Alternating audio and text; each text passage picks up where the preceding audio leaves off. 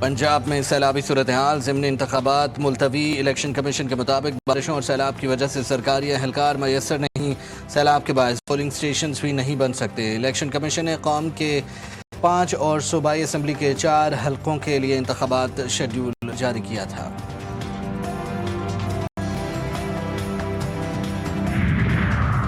شہری ہو جائیں تیار، کراچی میں پھر بارش ہوگی موسلادھار۔ محکمہ موسمیات 6 سے 9 ستمبر تک بارش کا سلسلہ جاری رہے گا۔ کئی مقامات میں موسلادھار بارش بھی متوقع۔ حیدرآباد، ٹھٹہ بدین، سجاول میں بھی بادل برسیں گے۔ NDMA نے دریاؤں میں سیلابی صورتحال اور بارشوں کے نئے اسپیل پر الرٹ جاری کر دیا۔ نشیبی علاقوں کے مکینوں کو محفوظ مقامات پر منتقل ہونے کی ہدایت کر دی۔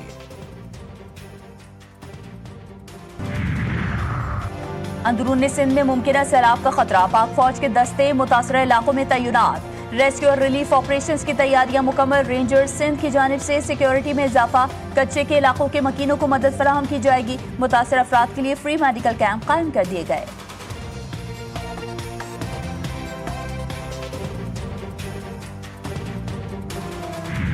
اسلام آباد، خیبر پختونخوا، پنجاب میں زلزلے کے جھٹکے۔ نوشہرہ، مومن، لوئر دیر، ایبٹ آباد، باجوڑ اور ثوابی میں بھی زلزلے کے جھٹکے۔ لوگ کلمہ طیبہ کا ورد کرتے ہوئے گھروں سے باہر نکل آئے۔ جنوبی افغانستان میں بھی زلزلہ، شدت 6.2 ریکارڈ۔ زلزلے کا مرکز ہندو کش ریجن افغانستان سے تھا۔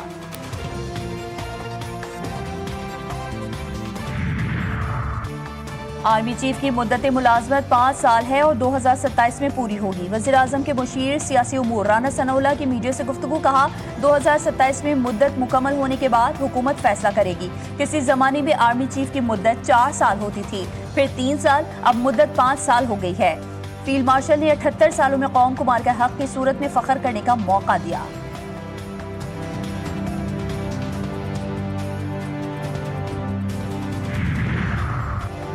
مہنگائی سے ستائے عوام کے لیے بری خبر، پنجاب میں سیلاب کے باعث گندم اور آٹے کی قیمتوں میں مزید اضافہ متوقع۔ چیئرمین پاکستان فلاور ملز ایسوسی ایشن سندھ سرکل جنید عزیز کا کہنا ہے کہ پنجاب سے صوبہ بندی کی وجہ سے قیمتیں بڑھ رہی ہیں۔ 1 اگست سے اب تک گندم کی قیمت میں 35 روپے اور آٹے میں 29 روپے فی کلو اضافہ ہوا۔ پنجاب حکومت کا گندم، آٹا اور روٹی کے نرخ برقرار رکھنے کے لیے سخت اقدامات کا فیصلہ، وزیر اعلیٰ پنجاب کی زیر صدارت خصوصی اجلاس۔ فیڈ ملز میں گندم کے استعمال پر پابندی کا فیصلہ، فیڈ ملز میں گندم کا استعمال روکنے کے لیے دفعہ 144 نافذ۔ سیلاب کی آڑ میں آٹے اور روٹی کے نرخ بڑھانے والوں کے خلاف ایکشن کی ہدایت۔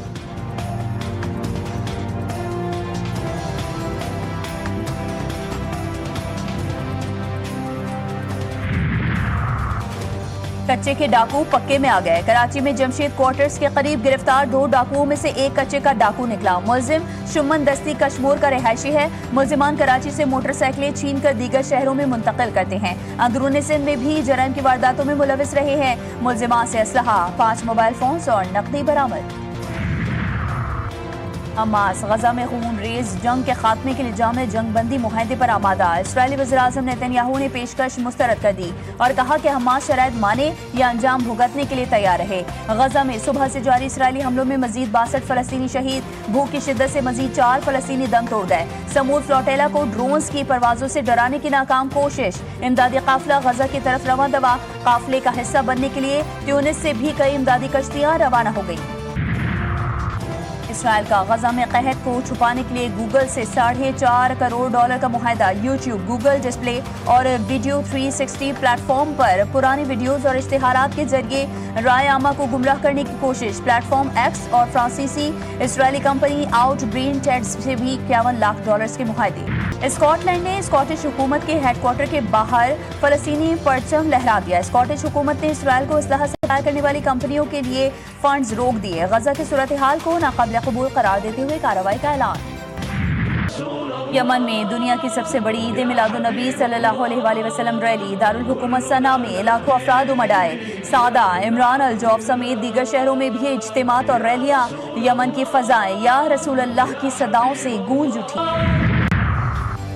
شمالی کوریا کے لیڈر کے نشانات مٹا دیے گئے۔ روسی صدر پیوٹن سے ملاقات کے بعد کرسیوں اور میز سے نشانات کی صفائی۔ اسٹاف نے شمالی کوریا کے لیڈر کی ہر چھوئی چیز کو احتیاط سے صاف کیا اور سارے نشانات مٹا دیے۔ کم جونگ ان اور روسی صدر پیوٹن کی بیجنگ میں ملاقات ہوئی۔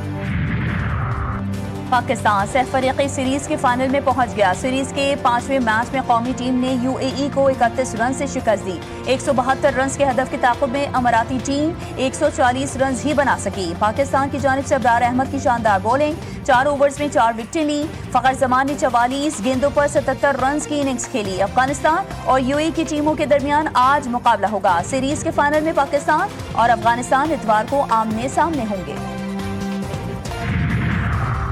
عالمی شہرت یافتہ طالبی فیشن ڈیزائنر جورجیو ارمانی 91 برس کی عمر میں انتقال کر گئے. جورجیو ارمانی کے فیشن ہاؤس نے ان کے انتقال کی خبر کی تصدیق کر دی. فیشن کی دنیا میں انقلاب برپا کرنے والے Armani ready to where fashion کے حوالے سے معروف تھے. راحت فتح علی خان کی بنگالی زبان میں گائیکی، بنگالی عوام کے دل جیت لیے. عالمی شہرت یافتہ گلوکار راحت فتح علی خان نے بنگالی گلوکارہ رباعیت جہاں کے ساتھ سر سے سر ملایا اور لاجواب اور شاندار پرفارمنس سے کرداروں میں حقیقت کا رنگ بھرنے والے عابد علی کو مداحوں سے بچھڑے 6 برس بیت گئے. ریڈیو پاکستان سے کریئر کا آغاز کرنے والے عابد علی نے 4 دہائیوں تک چھوٹی اسکرین پر راج کیا. انہیں فنی خدمات پر صدارتی ایوارڈ برائے حسن کارکردگی سمیت متعدد ایوارڈ سے بھی نوازا گیا.